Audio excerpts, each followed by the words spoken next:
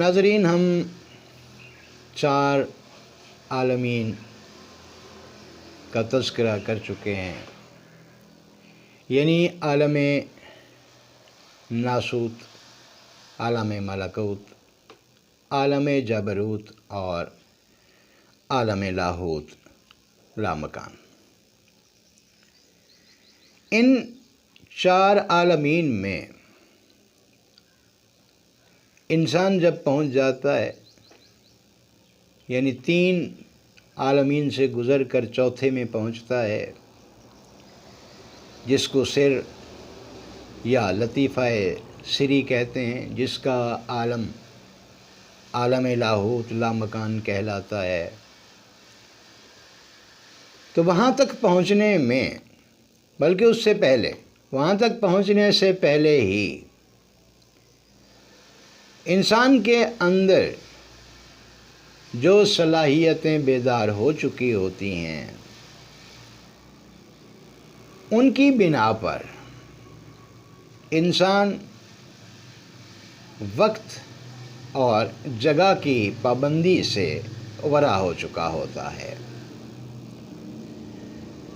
میں پہلے بتا گیا تھا کہ ریڑھ کی ہڈی کے اندر جو طاقت، کنڈالنی شکتی یا چی کی طاقت موجود ہے، وہ اگر گردن تک دونوں کندھوں کے درمیان پہنچ جائے تو انسان وہ کام کر سکتا ہے جو جنات کرتے ہیں، جس کو میں بعد میں یہ بھی اس انداز سے بھی بتا گیا تھا کہ ان مشقوں سے ہٹ کر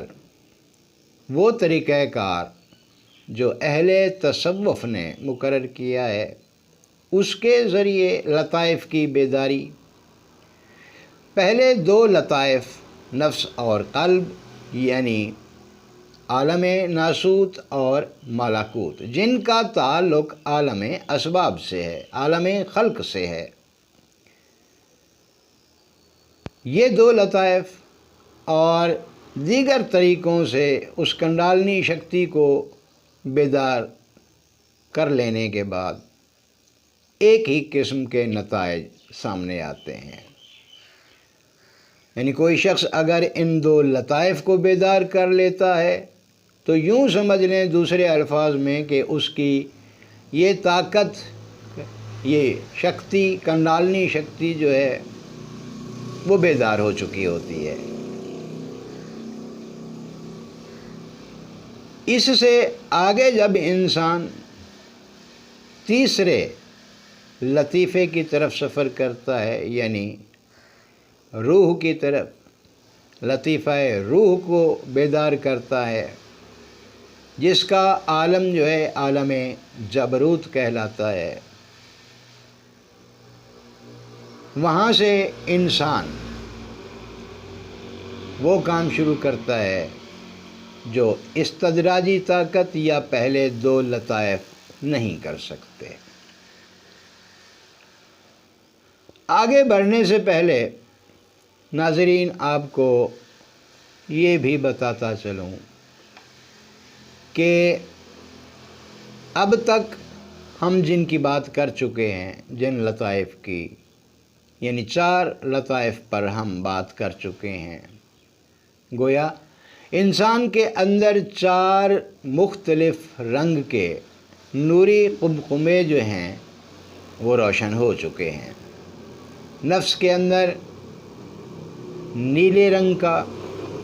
قلب کے اندر زرد رنگ کا، روح کے اندر سرخ رنگ کا، اور لطیفہ سر یا سری کے اندر سفید رنگ کا۔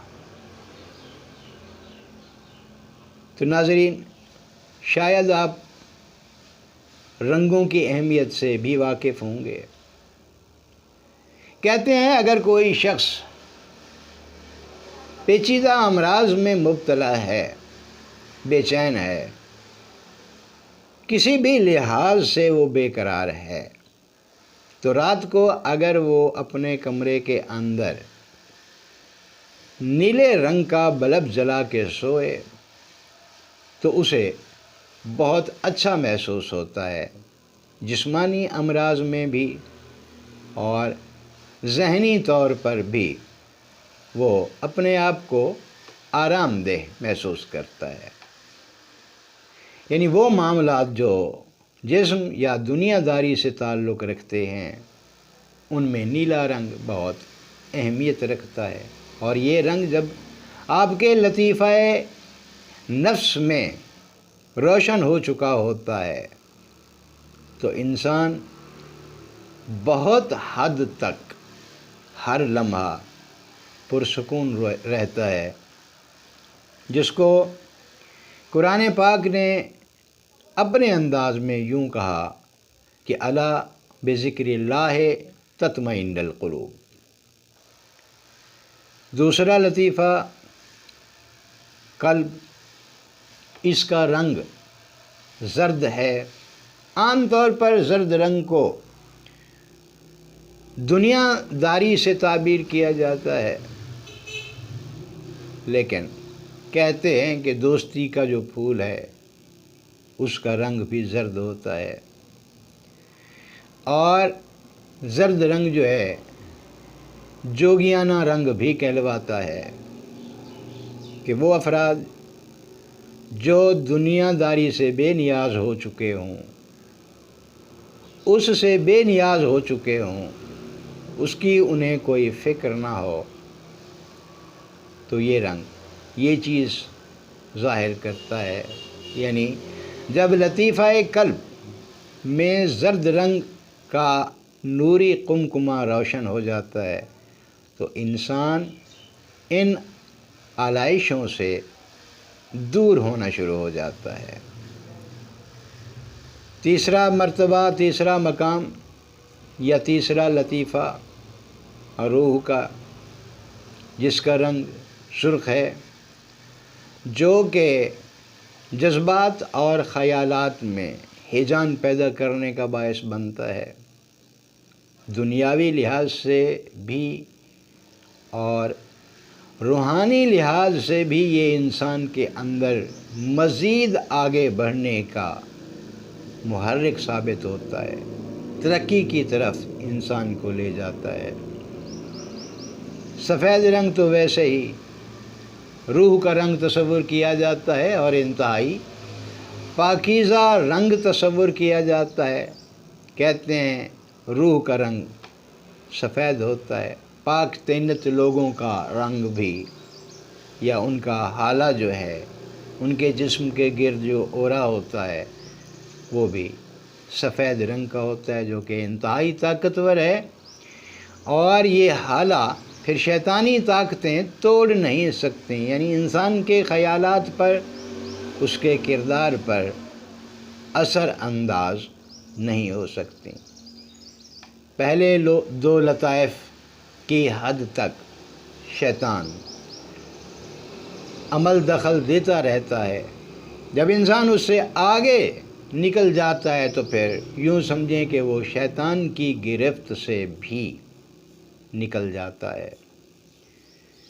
چوتھا لطیفہ سر یا سری، جس کا مقام، جس کا عالم عالم لاہوت، لامکان کہلواتا ہے۔ یہاں پہنچنے کے بعد انسان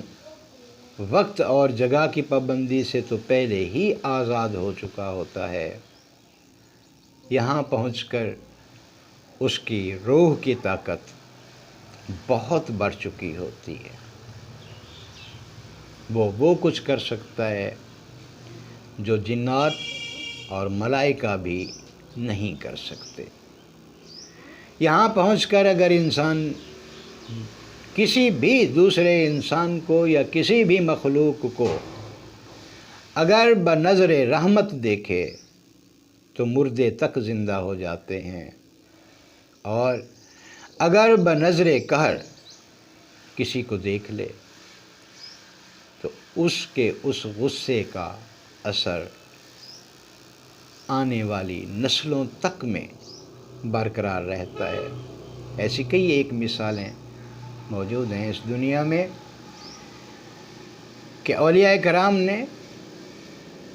اگر کسی کو بنظر قہر دیکھا تو اس کی نسلیں، آنے والی نسلیں تک برباد رہیں، اور اگر کسی کو بنظر رحمت دیکھا تو نہ صرف جسمانی بلکہ تمام روحانی امراض سے بھی اس کو شفا ملی، اس کی زندگی کی کایا پلٹ گئی۔ جیسے کہتے ہیں کہ حضور غوث العظم رحمۃ اللہ علیہ نے ایک چور کو آنن فانن کتب بنا دیا تھا، یعنی وہ مقام دے دیا تھا کہ وہ شخص اگر چاہتا تو کسی بھی عام شخص کو ایک نظر ڈال کے، تھوڑی سی توجہ ڈال کے اس کی کردار کا، اس کی زندگی کا رخ چینج کر کے اسے ولی بنا دیتا۔ یہ کتب کا مقام ہوتا ہے، اور اگر وہ چاہے تو ایک نظر ڈال کے کسی کی بھی ولایت جو ہے، یعنی ماورائے فطرت جو طاقت یا صلاحیت کسی انسان کو مل چکی ہوتی ہے، وہ اس سے چھین بھی سکتا ہے۔ کل کا دن وقفہ ہو گیا تھا، خاندان میں ایک فوتگی تھی، وہاں جانا پڑا، اس لیے کل کا ناغہ ہوا، جس کے لیے آپ سب سے معذرت۔ باقی یہ سلسلہ آئندہ انشاءاللہ جاری رکھیں گے۔